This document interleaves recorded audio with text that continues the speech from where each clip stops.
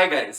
आज मैं आपसे बात करना चाहता हूं कि अगर आप अपने ब्रांड या बिजनेस का नेम रखने जा रहे हैं और आपको प्रॉब्लम आ रही है कि आप कैसे उस नेम को फाइनलाइज करें, तो आज मैं आपसे ऐसे दो टिप्स शेयर करूंगा जिससे आपका वो बिजनेस का नेम रखने का जो प्रोसेस है वो काफी इजी हो जाएगा।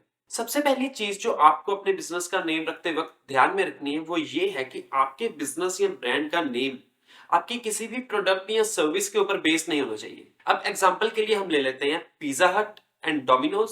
दूसरा हम ले लेते हैं मैकडोनल्ड्स एंड बर्गर किंग। अब बर्गर किंग के नेम में ही बर्गर आ रहा है, तो फ्यूचर में उनके लिए किसी और फूड कैटेगरी में एक्सपेंड करना काफी मुश्किल हो जाएगा। ऐसे ही पिज्जा हट, अब पिज्जा हट अगर कल को प्लान करता है कि उनको बर्गर सेल करना है तो उनके लिए काफी डिफिकल्ट हो जाएगा क्योंकि उनके नेम में ही पिज्जा आ रहा है। तो ऑडियंस के माइंड में ऐसे कंफ्यूजन क्रिएट होती है। तो इससे अच्छा ये है कि आप ऐसा नेम रखें जो एक ब्रॉडर टर्म को डिस्क्राइब कर रहा हो और किसी भी एक प्रोडक्ट या सर्विस पर लिमिटेड ना हो। अब कल को अगर मैकडोनल्ड सोचता है कि उन्होंने पिज्जा सेल करना है तो वो काफी इजीली इसको कर सकते हैं। वो काफी इजीली कल को पिज्जा बेचना स्टार्ट कर सकते हैं क्योंकि उनके नेम में बर्गर, पिज्जा, मोमोज ऐसे वर्ड्स नहीं है, तो उनके लिए एक्सपेंड करना काफी इजी होगा। ऐसे ही दूसरी साइड पर अगर डोमिनोज कल को प्लान करता है कि उनको बर्गर सेल करना है तो वो भी काफी इजीली कर सकते हैं। अगर आप अपने ब्रांड के नेम में ही ऐसे वर्ड्स यूज कर लेते हो जो प्रोडक्ट या सर्विस ओरिएंटेड है या उससे रिलेटेड है, तो आपके बिजनेस का जो दायरा है वो काफी कम हो जाता है और कल को एक्सपैंड करने का अगर आप प्लान करते हो तो आपका नेम आपके लिए एक रुकावट बन सकता है। तो इसलिए अपने एक्सपेंशन को, अपने फ्यूचर प्लान्स को माइंड में रख के ही आप अपने बिजनेस का नेम रखें। अब सेकंड जो टिप है, मैंने काफी बिजनेस ओनर्स देखे और मैं खुद भी इस प्रॉब्लम से काफी देर तक लड़ता रहा हूं कि नेम को किस तरह फाइनल किया जाए। मैं 6 लोगों से पूछता था, कभी किसी की राय लेता था, कभी किसी की राय लेता था, पर मैं आज तक इस कंक्लूजन तक नहीं पहुंच पाया कि नेम को कैसे फाइनलाइज किया जाए। मेरे ख्याल से आपका नेम जो है वो मेमोरेबल होना चाहिए। वो इतना आसान होना चाहिए कि लोगों की जुबान पे आसानी से चढ़ जाए और इतना बढ़िया और इतना छोटा होना चाहिए कि लोग उसको एक बार सुने और उसको याद रख पाए और उसको भूल ना पाए कभी भी। इसके लिए आप ये ट्राई कर सकते हैं कि आप कोई भी 5 नेम शॉर्टलिस्ट करें जो आपको अच्छे लगते हैं आपके ब्रांड के हिसाब से। आपको उनको 1-2 बार पढ़ना है और पढ़ के रात को सो जाना है। अगले दिन सुबह उठ के उन 5 नेम्स में से आपके माइंड में जो भी नाम सबसे पहले आता है, दैट इज द नेम जो मेमोरेबल भी होगा, छोटा भी होगा और लोगों को याद भी रहेगा।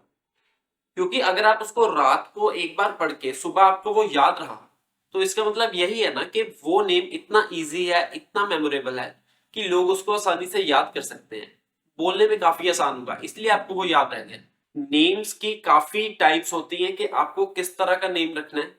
अब ये जरूरी नहीं है कि छोटे नेम ही चलते हैं, बड़े नेम नहीं चलते। एम्बर क्रॉम्बी एंड फिच जैसे है, वो एक लंबा नाम है, लोगों को याद भी रहा, वो चल रहा है। ऐसे ही जो छोटे नाम है जैसे फूबू हो गया या आल्डो हो गया, ये भी लोगों को याद रह रहे हैं। तो ऐसा कोई हार्ड एंड फास्ट रूल नहीं है। आज से 30, 40, 50 साल पहले लोग जेनेरिक या नॉर्मल वर्ड्स को, डिक्शनरी वर्ड्स को यूज करके भी ब्रांड नेम रख लेते थे, जैसे एप्पल हो गया, मैंगो, ब्लैकबेरी। तो ये कॉमन टर्म्स, डिक्शनरी मीनिंग है इन वर्ड्स का, तो लोग इस पे भी रख लेते थे नेम, क्योंकि उस नेम का कोई कंपिटिटर एग्जिस्ट नहीं करता था। पर आज के टाइम में जो भी डिक्शनरी वर्ड्स हैं वो सब यूज हो चुके हैं। तो आपने एक मार्केट में ये भी ट्रेंड देखा होगा कि लोग ऐसा नेम फाइनल करते हैं जो डिक्शनरी में एग्जिस्ट करता है पर उसके वो स्पेलिंग्स को चेंज कर देते हैं। फॉर एग्जांपल टोमेटो से हो गया जोमेटो, रेडिट हो गया रेडिट, और टम्बलर में से ई निकाल दिया, हो गया टम्बलर। तो ब्रांड्स आजकल इस तरह से मिसस्पेल भी करते हैं वर्ड्स को ताकि वो अपने ब्रांड का नेम रख सके। सेकंड, आप जो ऑप्शन के लिए जा सकते हैं वो है कंपाउंड वर्ड्स या कंपाउंड नेम्स, जैसे कि फेस और बुक मिलके बन गया फेसबुक, पिन और इंटरेस्ट मिलके बन गया पिंटरेस्ट। तो आप ऐसे भी वर्ड्स को कंबाइन करके अपने लिए ब्रांड नेम बना सकते हैं। अब आपको ये कैसे चेक करना है कि आपने जो ब्रांड नेम सोचा है उसका कोई ऑलरेडी ब्रांड एग्जिस्ट करता है या नहीं? तो उसके लिए आप गूगल कर सकते हैं। सेकेंड, जो भी आप नेम फाइनलाइज करने वाले हैं आपको ये चेक करना है कि उस पे आपको डोमेन इजीली मिल रहा हो, चाहे वो .in हो, चाहे वो .com हो, चाहे वो .co.in हो। तो आपको ट्राई करना है आपको उस पे डायरेक्ट डोमेन मिल रहा है। अगर आप कोई टॉय शॉप खोल रहे हो, आपने अपने टॉय ब्रांड का नेम सोचा है बेबी हैंड्स, और अगर आपको डोमेन नहीं मिल रहा babyhands.in.com.co.in, तो आप उसके पीछे babyhandsonline.in लगा के आप उसको रजिस्टर करवा लो। उससे पहले आपको ये जरूर चेक करना है कि बेबी हैंड्स के नाम से same toy manufacturer, toy retailer या कोई और टॉय शॉप एग्जिस्ट करती है या नहीं। बाकी बिजनेस को नेम करने के लिए कोई हार्ड एंड फास्ट रूल्स नहीं है। कोई कहता है कि उसमें सिंगल सिलेबल होना चाहिए, कोई कहता है कि उसमें कॉन्सोनेंट वॉल्स कॉन्सोनेंट का पैटर्न होना चाहिए। तो ऐसा बिल्कुल भी कोई रूल्स नहीं है जो आपको फॉलो करने चाहिए। जो आपको अच्छा लगता है, जो आपको लगता है कि आपके बिजनेस, आपके ब्रांड को अच्छी तरह डिफाइन कर सकता है